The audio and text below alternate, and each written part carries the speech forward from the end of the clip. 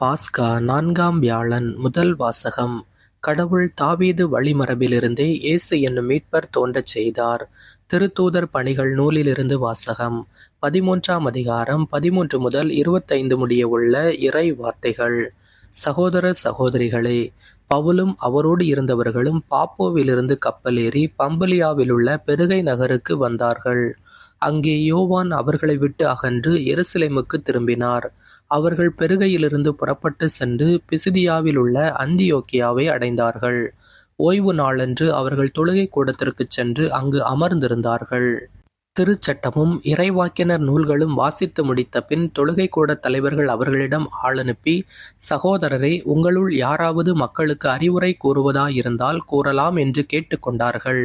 அப்போது பவுல் எழுந்து கையால் சைகை காட்டிவிட்டு கூறியது: இஸ்ரேல் மக்களே, கடவுளுக்கு அஞ்சுவோரே, கேளுங்கள்.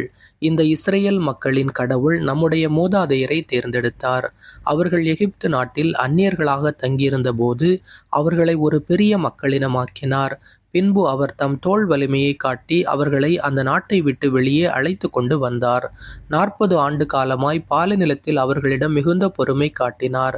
அவர் கானான் நாட்டின் மீது 7 மக்களினங்களை அழித்து அவர்கள் நாட்டை இவர்களுக்கு ஏறக்குறைய 450 ஆண்டுகள் உரிமைச் சொத்தாக அளித்தார்.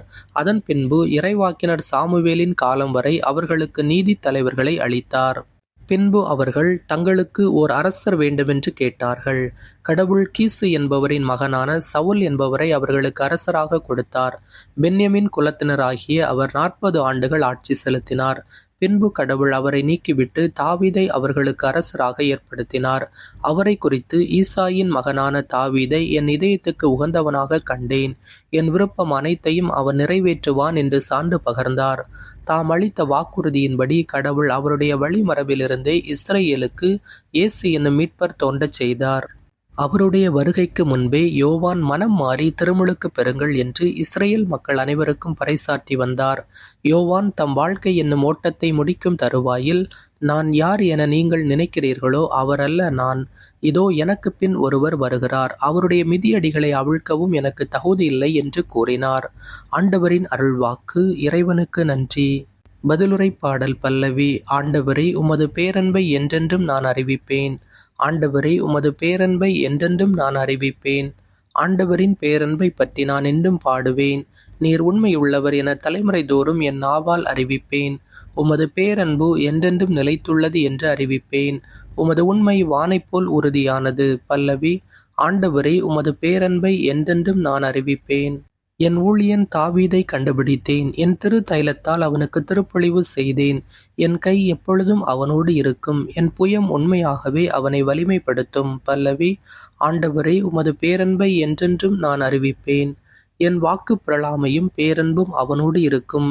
என் பெயரால் அவனது வலிமை உயர்த்தப்படும். நீரே என் தந்தை, என் இறைவன், என் மீட்பின் பாறை என்று அவன் என்னை அழைப்பான். பல்லவி. ஆண்டவரே, உமது பேரன்பை என்றென்றும் நான் அறிவிப்பேன். அல்லேலூயா. இயேசு கிறிஸ்துவே, நீரே நம்பிக்கைக்குரிய சாட்சி. இறந்தோருள் முதலில் உயிர் பெற்று எழுந்தவர்.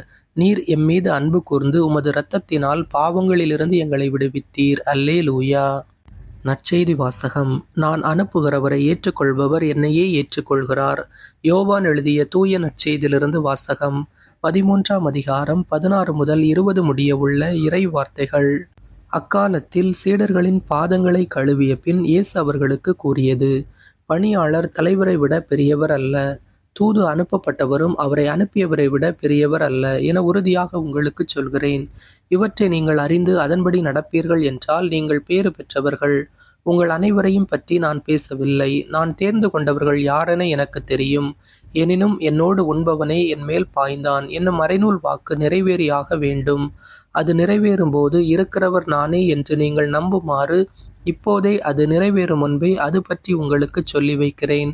நான் அனுப்புகிறவரை ஏற்றுக்கொள்பவர் என்னையே ஏற்றுக்கொள்கிறார். என்னை ஏற்றுக்கொள்பவர் என்னை அனுப்பினவரையே ஏற்றுக்கொள்கிறார் என உறுதியாக உங்களுக்கு சொல்கிறேன். ஆண்டவரின் அருள்வாக்கு. கிறிஸ்துவை உமக்கு புகழ். இன்றைய சிந்தனை.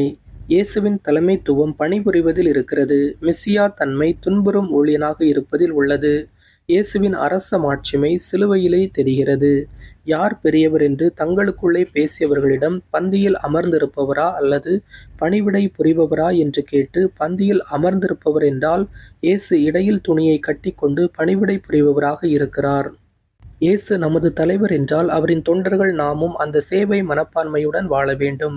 காரணம், நாம் குருவுக்கு மிஞ்சிய சீடர் அல்ல. ஒருவேளை இயேசுவின் பாதங்களை நாம் கழுவுவது எளிது. ஆனால் எனக்கு வேண்டாதவரின் காலடிகளை கழுவ தயாரா? இயேசு தன்னை காட்டிக் கொடுக்க இருந்த யூதாஸின் காலடிகளை கூட கழுவினார். இதை நாம் புனித வியாழனன்று செய்யும் வெற்றுச் சடங்காக மட்டுமல்லாமல் அன்றாடம் வாழும் முறையாக கொள்வோம். இயேசுவுக்கே புகழ். இயேசுவுக்கே நன்றி.